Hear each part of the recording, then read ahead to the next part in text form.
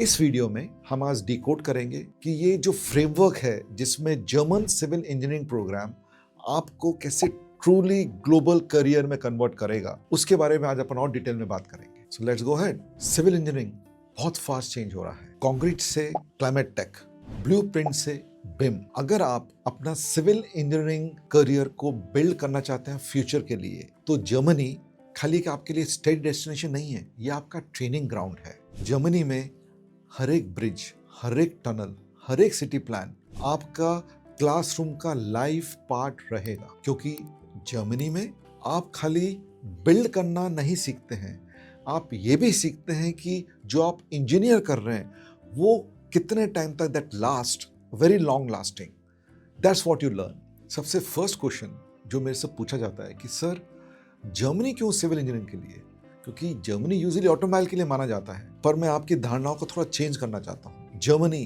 Billions invest करता है अपने इंफ्रास्ट्रक्चर में, in their highway, railways, tunnel, green urban system. तो इसका मतलब यह है कि जर्मनी खाली आपको सिविल इंजीनियरिंग नहीं सिखा रहा है, वो सिविल इंजीनियर हायर कर रहा है इतने बिलियंस इन्वेस्टमेंट के लिए। उसमें फिर अपन 2-3 चीज और ऐड करते हैं। सबसे फर्स्ट पब्लिक यूनिवर्सिटी, जहाँ पर प्रैक्टिकली जीरो ट्यूशन फी होती है। अप्लाइड यूनिवर्सिटी, यहाँ पर फी तो मॉडेस्ट है, कम है, पर आपको ऑन साइट ट्रेनिंग मिलती है। तीसरा ग्लोबल रिसर्च, जो आपको एक्सपोजर मिलेगा, और जो मैंडेटरी प्रोजेक्ट वर्क है as part of the curriculum, वो सोने पे सुहागा है। और उससे भी बेस्ट है कि आपको 18 महीने का पोस्ट स्टडी वर्क वीसा मिलेगा, प्लस पूरे यूरोप, जो 26 कंट्री ऑफ यूरोप है, उसमें आपको मोबिलिटी मिलेगी। तो इन शॉर्ट, जर्मनी लर्निंग और एम्प्लॉयबिलिटी में पूरा कनेक्शन देता है। That's what Germany is for you. Next, मैं आपको सिविल इंजीनियरिंग का फ्रेमवर्क थोड़ा समझाने की कोशिश करता हूँ। हमने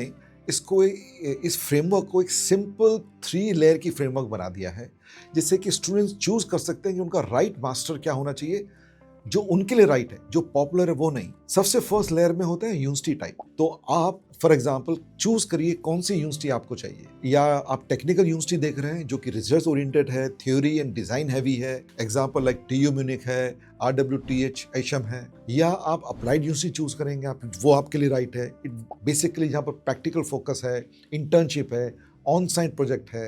एग्जाम्पल जैसे मैं आपको देना चाहूंगा STW बर्लिन का। अगर आप TU चूज करते हैं तो इट मींस आपका फोकस रिसर्च और PhD पाथवे पे होना चाहिए। अगर अप्लाइड यूनिवर्सिटी चूज कर रहे हैं तो आपको फास्टर जॉब रेडी स्किल्स, ये आपके फोकस में होना चाहिए। अब अपन लेयर नंबर 2 के बारे में बात करते हैं। Layer 2 means specialization path. तो for example structure and geotechnical engineering, transportation and urban engineering, water resource and environment engineering, construction management sustainability. Now each of this lines ये अलाइन करती है डिफरेंट इंडस्ट्री क्लस्टर के लिए। Example, ये आपको connect करेगी या तो ग्लोबल कंस्ट्रक्शन फर्म्स से रिन्यूएबल इंफ्रास्ट्रक्चर प्रोजेक्ट्स, ये पूरे एरिया को कवर अप करती है। अब अपन लेयर नंबर 3 के बारे में बात करते हैं कि आपका करियर इंटीग्रेशन क्या होना चाहिए। प्लीज चेक, आपको चेक करना है कि आपका ये प्रोग्राम क्या क्या ऑफर करता है। इंडस्ट्री प्रोजेक्ट करता है या प्रैक्टिस सेमेस्टर करता है, इंग्लिश टॉट है कि हाइब्रिड मॉड्यूल्स है, आपकी कंपनी में क्या कोलैबोरेशंस हैं उन वो कोर्स के साथ,